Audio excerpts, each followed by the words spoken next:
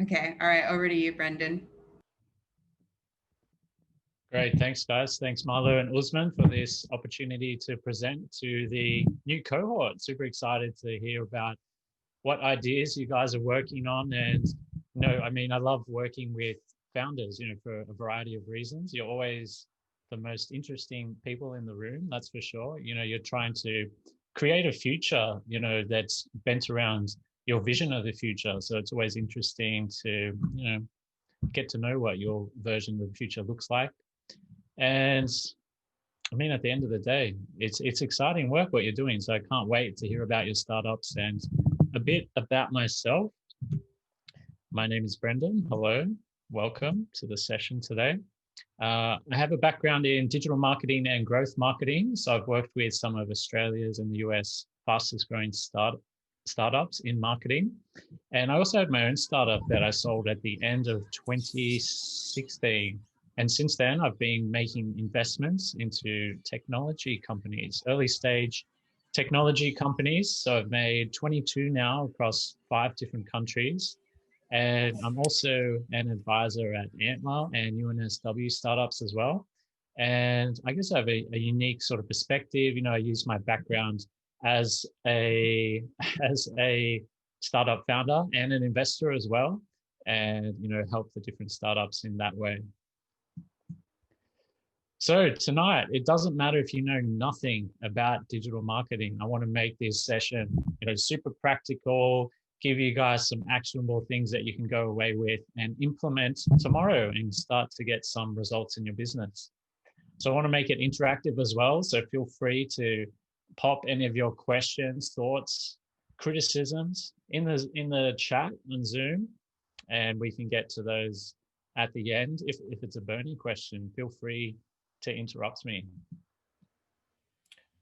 So I've been marketing since last century. I just realized. So I was in high school. You can see these big sugary sticks here, the sherbet sticks. So I actually sold these in year 7 at school. I didn't even know I was marketing at the time. I put, all kinds of cross promotion on the labels. So I was promoting the school bands. I had a recurring revenue service set up. So I had people pay me weekly for their allotment of sugar, basically. But then I sort of became the Pablo Escobar of the playground, and the school had a war on sugar.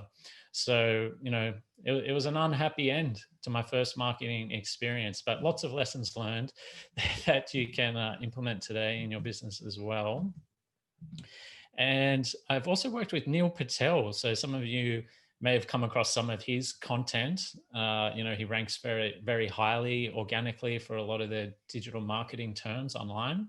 So I helped him put together a program a couple of years ago, and it's very comprehensive. It's maybe about 40 hours worth of videos across the whole gambit of digital marketing. It's a big area. It's hard to master even one little section, let alone all of them. So if you guys want access to this course, I think he used to sell it for about $2,000.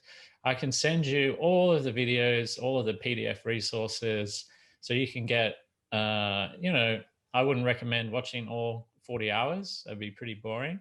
But, just pick out those sections that, you're dealing with in your business right now. So right now, I'm also doing 3 days a week at Metagy. So it's a fast-growing Australian startup. And what we do, we actually embed AI into your decision-making process in your marketing. And I'm actually head of growth there at the moment. So I can tell you some things that are working right now in the real world. So number 1, is your content marketing strategy defensible? So just like your startup, most early stage startups, it's a pretty typical sort of model. You buy Google AdWords, you start to scale, you buy more Google AdWords, you might buy some Facebook ads. It's not really defensible, it's not really unique, and you're not really going to get the best results that way. So what we've really seen, even at Canva's a great example of this, is really doubling down on your content. And a great example of this in the real world, one of the big dogs, Disney. You can see they're really doubling down on their content. Marvel, Star Wars, really looking forward to the new season of The Mandalorian at the end of the month. So fantastic content. You know, they're 2 years ahead of their projections on Disney Plus now because of their fantastic content. And you can read all about it in Bob Iger's new book, The Ride of a Lifetime. Fantastic read. So how can you make your, you know, your marketing strategy and digital marketing more defensible? How can you create a marketing moat? You know, everyone's doing the same thing, paid advertising, as I mentioned. So let's go into some of the reasons why you actually should start with a content strategy straight away. So it's a great way to get started from zero. You know, in the early days, you don't want to get that burn rate up too high. It might get a bit too hot. You might get burnt. So it's a great way to get some cost-effective growth from your content strategy. It's scalable as well. You know, Canva did this well, as I mentioned. You know, now they're a $6 billion overnight success, but you know, they're not an overnight success. They've been doing their content marketing since 2012. So it's definitely scalable as the business grows. Great content equals great brands. That's true. And it can be leveraged to achieve multiple goals. So I'll tell you how you can achieve it to achieve multiple goals. So at Metigy, we're writing 38,000 words of content each month. So let me break that down for you. We got 4 podcast episodes. So we get those transcribed, and that's 25K. Then we have video content. We get that transcribed as well. You know, partner blogs and guest posts.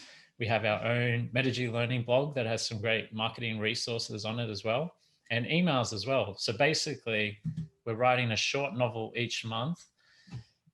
Any Stephen King fans will know that this is the same length as the Shawshank Redemption, 38,000 words. And we're actually scaling this up to Lord of the Rings levels. We're going to get to 177,000 words by mid next year. And let me tell you, we're going to go for all 3 volumes of Lord of the Rings, 576,000 words. It's going to take us a couple of years, but we've just got a new round of funding. And because content marketing is our #1 channel at the moment, we're really doubling down. We're opening up 4 new country offices, and they're all going to have content leads. So I'll let you know how that goes in the next year's presentation. So you may be saying, Brendan, how am I meant to be chained to my desk all day and write 38,000 words each month? Well, the good thing is you don't have to do this. And I'll tell you some ways that you can find really fantastic, cost-effective marketing freelancers. I'll even introduce you to some of the ones that we use if you need them. But you know, writing's hard. You know, I'm a very slow writer as well. If I had to script out this presentation now, you know, it would probably take a couple of days. But a fantastic tip from marketing guru Seth Godin. He says, no one ever gets talker's block, so just write as you talk. So that's fantastic insight into the podcast that we produce as well. And very low barriers to entry. You know, Catalysr has a fantastic podcast as well that I'd recommend checking out. Some fantastic hosts of the podcast. And, you know, 30 minutes of content, that is 6,000 words. It's crazy. So we put the transcript underneath on the website, and that's 6,000 words of original content that those Google bots, they're just loving it. They're eating it up, increasing our organic ranking. They're seeing that it's relevant to our marketing audience. And then we're coming up higher in the Google search results. So it's all been leading to this, the content pillar strategy.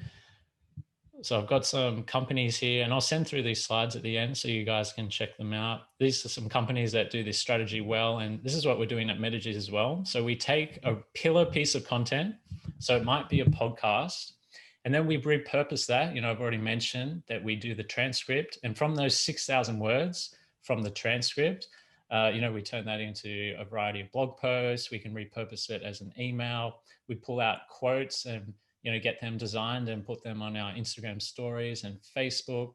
So you can see, like, just by investing in one sort of quality piece of content, you can get 12 to 20 micro pieces of content, and you can keep your community and your audience engaged.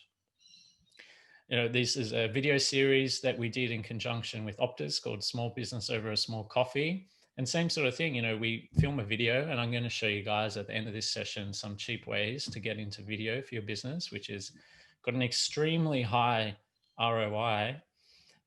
So, same sort of thing. We film the video, we take short clips and repurpose that to our LinkedIn page. We get the transcript done, and we get that turned into blog posts, pull out the quotes, etc. Another great strategy that we've used is called the expert roundup technique. So this is where we get 20 marketing experts. In our case, it would be whatever niche that you're going after. You get 20 experts in your field, and you'll get them to contribute to one blog post. So in this case, we're talking about marketing during times of uncertainty at the beginning of COVID. And this is great because, we had these 20 people repost. Everyone wants to be famous. So everyone reposted their involvement with the article. And, we got some great inbound links, people linking from the website. We got some great retweets, reposts on LinkedIn and Facebook. And, there's many benefits that come from this. And spoiler alert, you can also repurpose this. So, we took out quotes from each of the 20 individual guests. So it may be a bit of investment and pretty time consuming to, talk to these 20 beautiful people up here, but it paid off big time in the end. And, it makes you look like it positions you as an expert in the industry as well. And all of these little things that I'm talking about, they all start to compound over time. And, who can argue with Einstein here that compound interest is the eighth wonder of the world? And, they keep compounding. We have, the podcast transcripts, they keep getting crawled by the Google bot. We keep building this fantastic library of content on our site. It becomes an ecosystem. It's kind of like the Marvel strategy in a way, the Marvel Cinematic Universe. They have 22 films now, and people keep coming back and circling back to Iron Man 1 and, going through the entire collection again. Which leads me, that was a great segue, I didn't even plan that, to superhero syndrome. And this is where, sorry, I'm going to talk about superhero syndrome later. So that was actually a poor segue in retrospect. So here's a couple of examples from Canva. So you can see, they use a content strategy to drive, organic acquisition as well. They also use it as an educational resource for people using their product. They use it as a retention mechanism as well to engage their community of users. As you can see down here, some great case studies. And, user-generated content's fantastic as well because, less work for you, more authentic. Potential users of Canva might come on and see that this preschool here is doing some great stuff with Canva, and that might be the thing that gets them over the line. So it's always great to engage with your community if you can. Catalysr does a great job of this as well on their socials. Usman and Marlo get people from previous cohorts to come back on and talk about their journey and their progress. So moving on from content now, it's always important to know your competitors.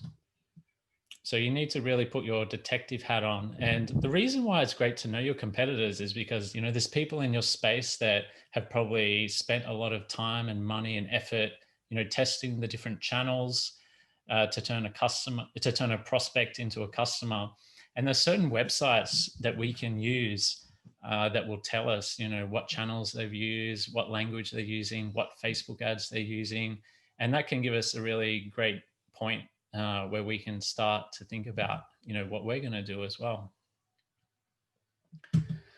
And, this sort of puts marketing in a more strategic mindset.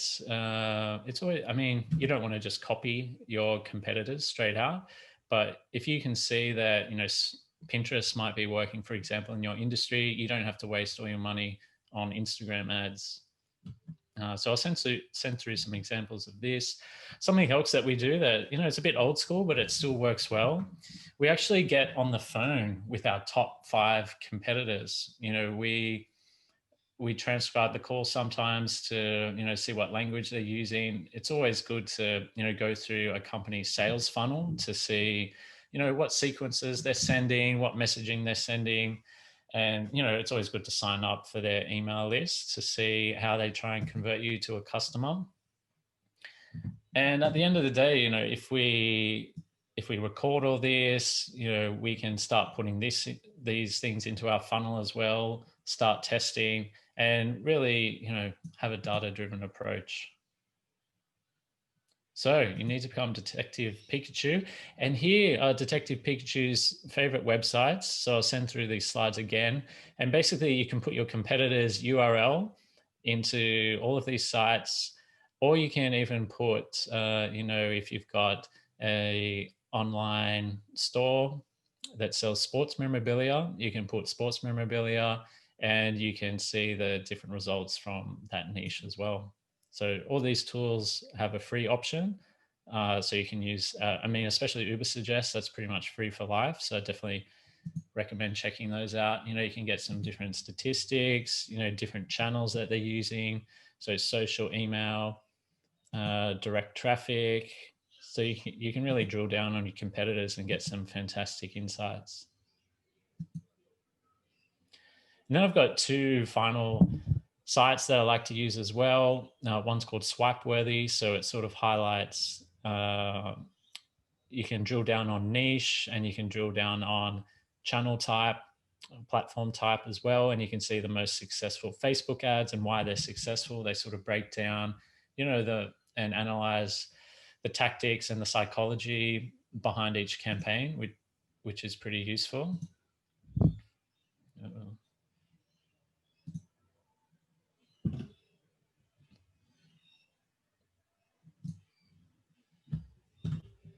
And the other one is called Crayon.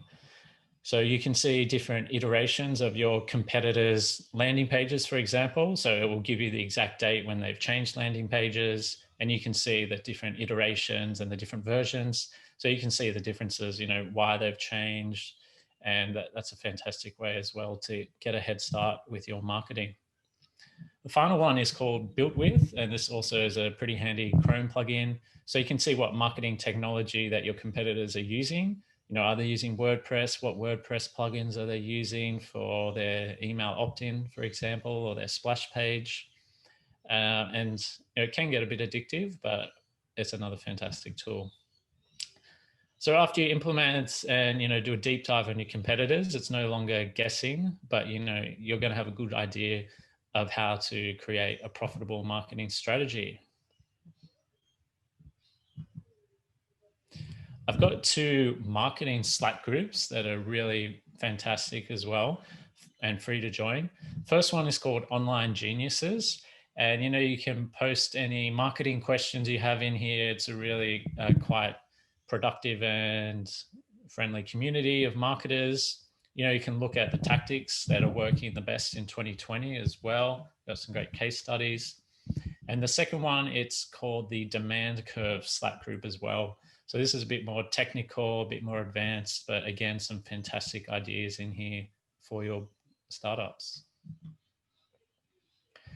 So now we can get to the superhero syndrome. So, I had this same problem as well when I was running my startup. I wanted to do the accounting. I wanted to do the marketing. I wanted to do the sales. You just can't do everything in your business if you're going to turn it into a scalable venture. So, especially for the content marketing as well, you don't want to be writing 38,000 words a month by yourself. So it's definitely something that you should be looking to, at least some of it. You should definitely write some content yourself because it is your company and, you are your brand in the early days. But I can send you some fantastic resources and some content writers, depending on what niche you're in, that can really, help you get that first bit of content out. All right, I wanted to talk about video. So some of these dates may even be out of date now. It's just such a fast-moving space. But I'm sure you guys know that platforms like Facebook, YouTube, and LinkedIn, they're really favoring video content over photos and text. So it can be up to a 10x sort of visibility increase if you use video. And a fantastic example of this, I interviewed Sally Illenworth. She's one of Australia's leading LinkedIn influencers for the Metagy podcast last year. And, she did an experiment that was really interesting. She took 14 new LinkedIn accounts. So, maybe early stage businesses, they hadn't done very many posts. And these guys did 2 weeks straight. So 14 different videos, organic videos to their LinkedIn page. And the results that they saw from this were pretty spectacular. There was a lot of B2B guys in there that sort of filled up their leads for the next 3 months. It's great to become, again, it positions you as an expert in the space, which can increase your conversions as well. I mean, you can see all the different statistics here, 100% longer average time on site. And that also sends a signal to Google that, you're serving up a good experience for this user. So they're in turn going to bump you up the organic rankings, which is fantastic. So a couple of ways on how you guys can cost effectively make your first online video. So a few things to keep in mind. Attention spans are definitely very short. I mean, TikTok's making those even shorter now.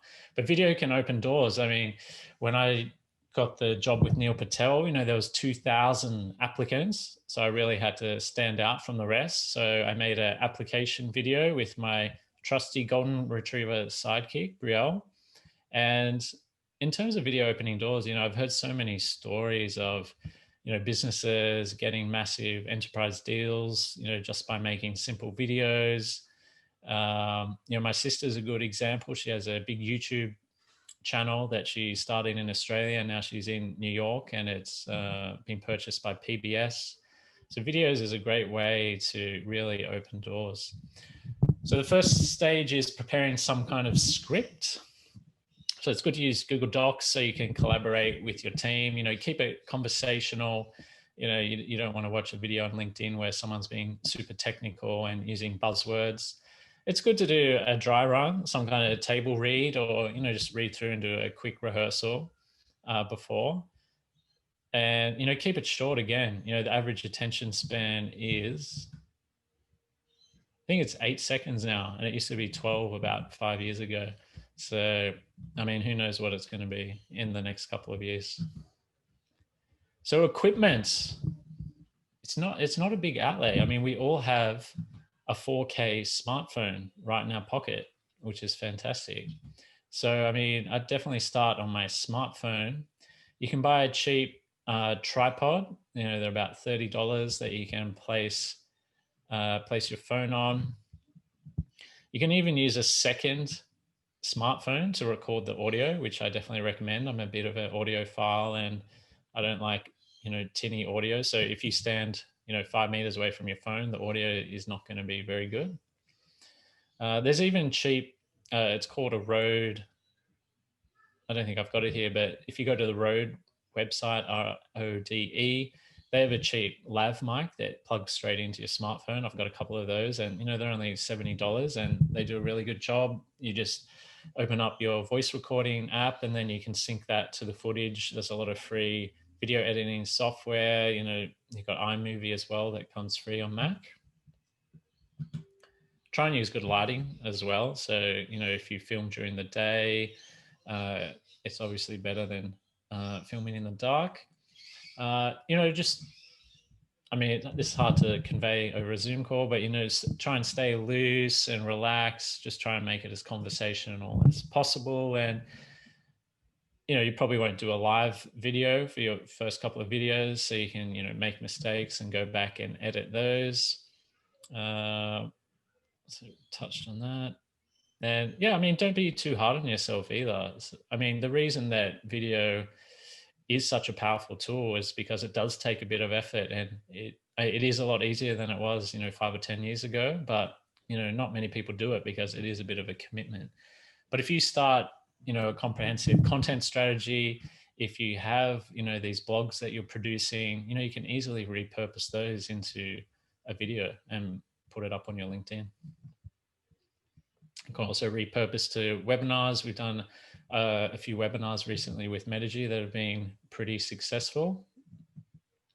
And video pitch follow-ups. A lot of my sales friends, use these now. You know, if they have a first or second meeting with a client, they just send a quick video follow-up. They might showcase the team. You know, it makes them look more authentic, looks like they're putting more effort in, and you know that, and they want to convey that, you know, that's what it's going to be like if you choose us for the tender.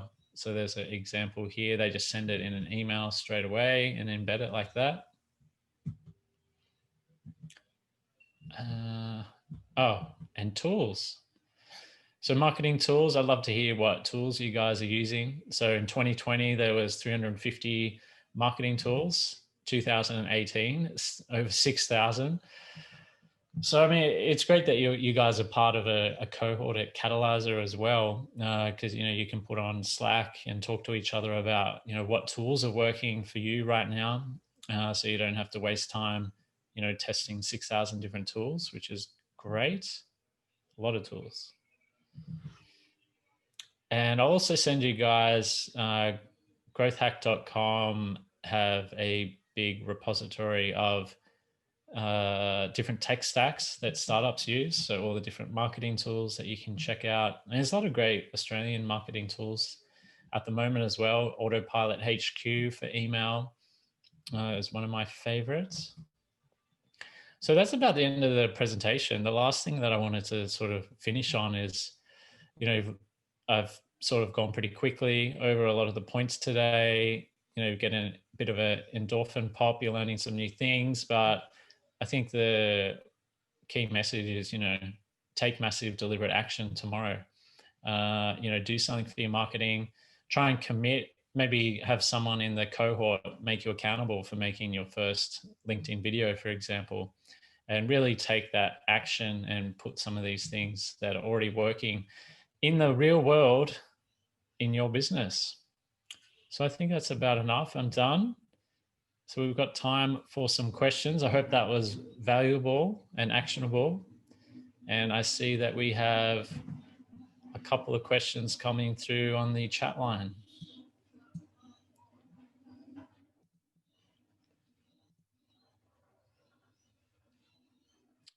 Marjorie, she wants to record the demo day pitch with her cat. That's not a bad idea. Animals, I was reading a statistic. I think there's one for dogs that I've seen that they increase conversion by 33%, which is interesting.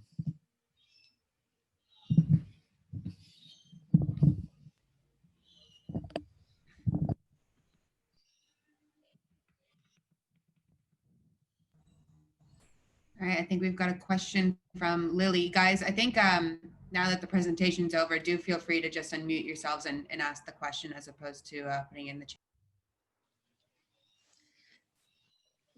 So Lily asks about building a marketplace. How do you market to do two different sides? So I've got a good example of this. That video that I showed that we did with Optus was with a startup called Share with Oscar. And they're a marketplace for, they're basically like Airbnb for your driveway. So if you're driving around Bondi Beach and you can't find a parking spot, you can rent your spot out to people during the day and make money while you're not there. So the way that they really started, they really took a community first approach. So they went to Bondi Beach. I mean, they had that issue themselves. They couldn't find parking at Bondi Beach. They pulled into someone's driveway and offered him $20 to park for the day. And his name was Oscar. And he let them park there for the day. And that's how they started their business. So they basically did a lot of offline marketing first, and they really targeted Bondi. They wanted to validate the problem in Bondi, see that they could onboard users on both sides of the marketplace. And they did that, you know, basically with, you know, pretty old school stuff. They did letterbox drops. They did a lot of, you know, local promotions at the beach. They put on events. What else did they do?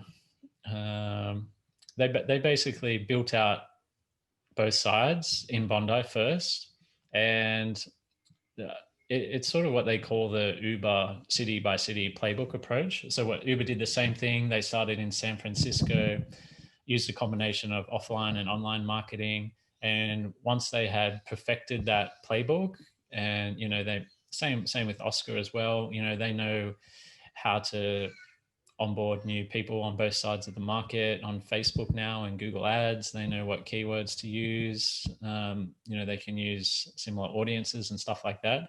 So once they did Bondi, they went out to Randwick at the University of New South Wales. Then they went to the hospital, and they kept rolling out city by city exactly what Uber did. They did San Francisco first, then they did Los Angeles, then they did Las Vegas. I'd just get hyper local. I'm not sure what type of marketplace you have, Lily, but if it's geography based, I'd go to where the customers are. Thank you. That was really helpful. Yeah, it's awesome. I'll send you the link to the video. They talk about it a bit as well. Lisa and Louise, the founders of Share with Oscar. Hey, Brandon. Thanks for the presentation. I'm a huge fan of Neil Patel as well. Been following him since 2017. One question for you is, how do you go about taking topics and ideas of what content to produce? One thing that I do, I just want to share with everyone here, is I usually go to Reddit and just follow the discussions that have been happening on Reddit and what are the questions that come up on the Reddit, and I just pick up those questions and create content on it. So I'm in the hospitality industry. I'm actually building contactless ordering system for dining restaurants. So that's how I do it, but you only get so many questions out of it, really. Like if you have to put more and more content, what are some of the other sources that you think would be valuable? Yeah, that's a great question. I mean, some of the other ways, there's a website called buzzsumo.com. I'll put it in the chat. And basically what that tool does is if you type in your competitor's domain, if you type in hospitality Sydney or something like that, it comes up with the most shared articles under that topic. And I mean, what you really want to do is make better articles than the ones that are already the most shared. And, you can do that by, writing a better article at the end of the day. You can put updated images in there. I mean, anything that's going to make it more valuable in Google's eyes, and then it will start to get ranked above that one. I mean, that's one way. Another way is to go on the tool that called Uber Suggest. Put in the website, and you can actually put in your competitors again, and you can see their pages and blog posts that are driving the most traffic to their site. So again, that's a great way. It's a great quick way to do that. I mean, you can ask your customers as well. If you have some kind of chat functionality on your website, you can put in, what type of content are you looking for.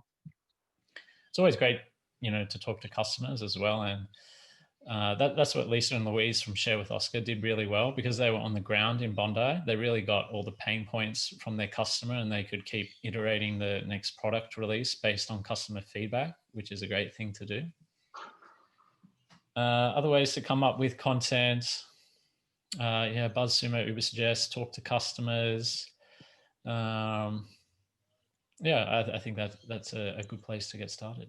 Another thing is, would you suggest to like, I know like Neil Patel, he usually suggests like to have some quiz or flywheel on your content, so to keep people engaged on your content. Is that something that helps for leads, getting leads from your content? But is there any other ways that you think, apart from obviously writing a good content, to keep your audience engaged, or is it too much for someone to actually go? Yeah, I mean, those sort of spin wheels and pop-ups, I mean, yeah, they are a bit gimmicky, and if you compare that to some well-written content that you update every 3 months, that's going to be much more scalable. It's going to be predictable and repeatable as well. Like once they see that sort of gimmick once, it's going to become annoying and they're not going to be engaged anymore. Whereas if they see consistent high quality content, you might do a video series where you release a new video every week. That in the long run, that's really going to provide value to your community, and they're going to want to stay engaged and come back for more. I mean, a good example is those 2 Slack groups that I sent through, Online Geniuses and Demand Curve. They have massive communities now, and they have a fantastic sort of weekly newsletter with new marketing actionable tips. So it's just about providing value to your audience and your community, and keep them coming back. Cool, thank you.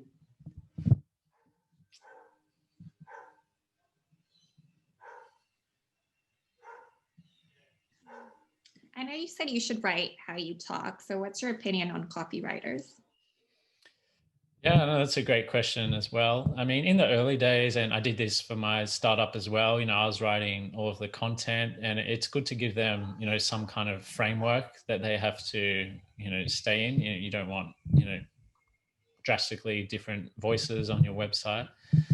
But it may take, 2 or 3 blog posts for them to, develop into the voice that you want them to. But, it's sort of a fine line. You want them to sort of be different than your rest of your writers, but, still fit inside those parameters that you want.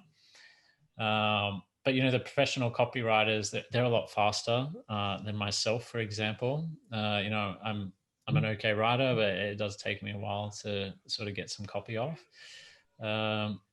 Yeah, so I mean, another sort of term that I didn't get to was like a content MVP. So like, a content minimum viable product. So, you may try, a series of blog posts around one topic. It might be a recurring series.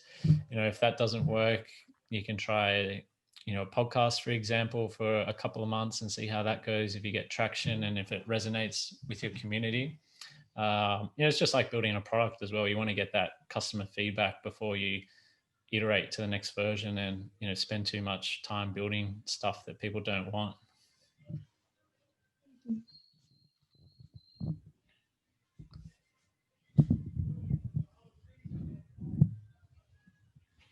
Alan Jones is here, the master storyteller himself. Yes, he Hi, is. Brendan Hill. How are you? Oh, very well. Very well. Any tips around storytelling, Alan? I have about an hour of that to do if you want to stick around from 6:30. I think I will. I need to up my storytelling game.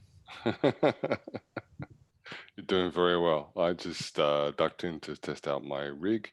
If you can all hear me well enough, I'll see you all at 6:30. Good to see you, Brendan. Thanks, Alan.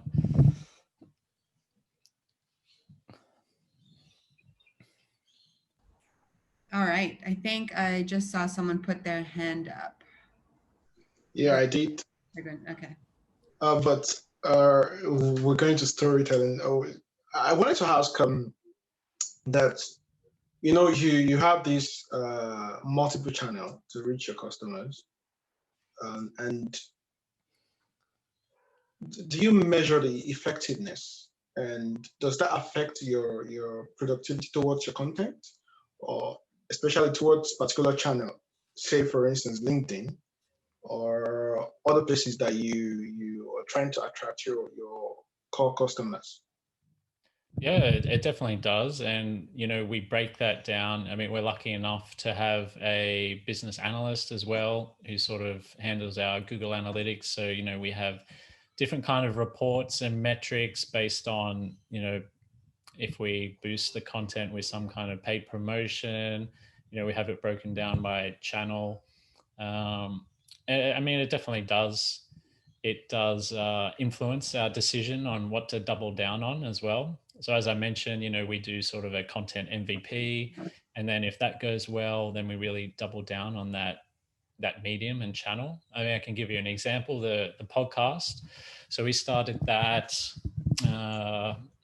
maybe 6 or 12 months ago now, and we did a 3-episode test. It was going really well. We were seeing some great results back, and some great backlinks. We had that original content, the transcript underneath the episode as well. And I mean, it comes back to the customer feedback as well. We were getting some good reviews, and people were learning a lot. And at the end of the day, we're a software company, so we want them to would convert to a user of our marketing product as well. And, that was happening, which is, I guess, our North Star metric, people coming onto the platform. Yeah, so I hope that answers your question. Do a small test, and then when you see a certain channel working, you can definitely double down on that. It does. Thank you very much.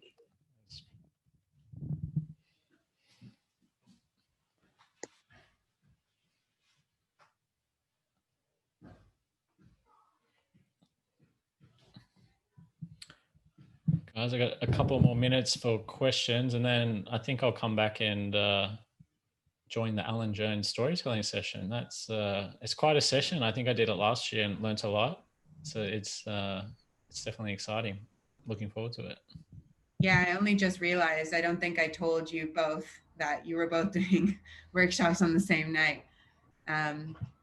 But yeah, all right, let's do maybe one or two more questions, and then we'll just do a short break before we jump into our workshop with Alan.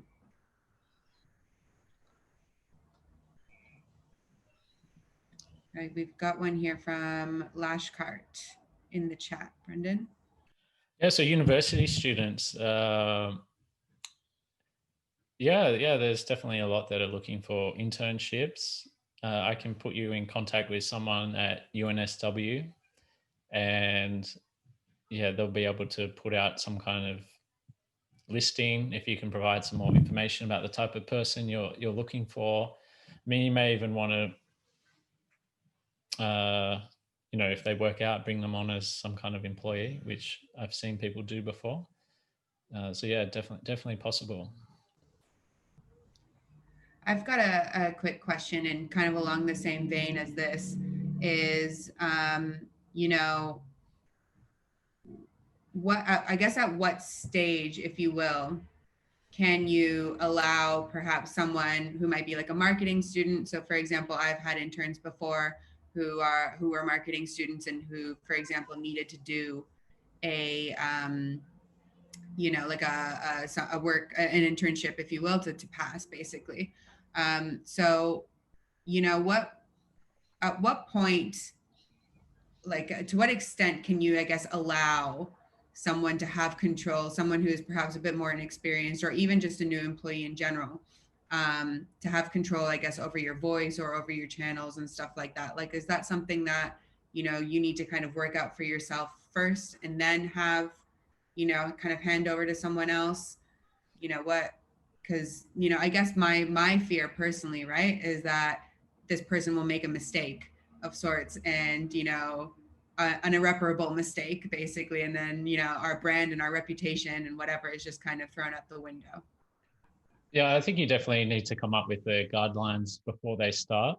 And at Metagy, we don't have super strict guidelines, but we look for sort of domain experts in each sort of marketing area to write about areas that they're passionate about and that they've actually done in the real world. But, another example, I used to work at UNICEF in the marketing department, and, obviously being a UN organization, they were a bit stricter about the voice. It could be pretty bad if someone produced some kind of bad media post or put something on social media that was controversial. So they definitely had, a lot of steps in place and a lot of approval processes, but, that they weren't operating as a startup, I guess. You need to move fast, you need to get that content out there and move on to the next piece. So I'd put in some sort of parameters and, maybe take them through some examples of past posts so they can get an idea of the tone of voice that you want to use and the, the style and the imagery, some kind of quick brand guide that they can refer to. Yeah, that will definitely go a long way. Thanks for that. And I think we've got one more question in the chat here from Christian from Search Remotely, which is, what's the typical minimum word count per article for, from an SEO perspective for blog posts? Yeah, so there's definitely conflicting advice around, what is the optimal word length. And, the Google algorithm changes 9 times a day. So Google don't release, what the optimal word count is or anything like that. But I can give you some examples at Metigy. You know, we usually write between 1,000 and 1,200 words, you know, because, you know, we want to provide as much value as we can. And we found that that's sort of the magic number to get that value across, include case studies. And, you know, Canva even go a step further. You know, they're about 3,000 words for some of their pillar posts. But, you know, I know some of the guys that work at Canva, and, you know, those posts take one person 1 full week to write. So, you know, not many startups have the resources to do that. So yeah, we found that around, you know, maybe even 800 to 1,200 is our sort of sweet spot. And then what's great about that, you know, once you have those 8 to 1,200 words, you can come back in 3 months, in 6 months, you know, keep adding to that article, you know, add some new statistics, add some new photos. You might add a podcast that's relevant to that. And that way that signals to Google that, you know, you care about this piece of content, it's up to date, it's going to be a good experience for people that Google recommend it to. And in turn, they're going to bump that up the organic rankings as well.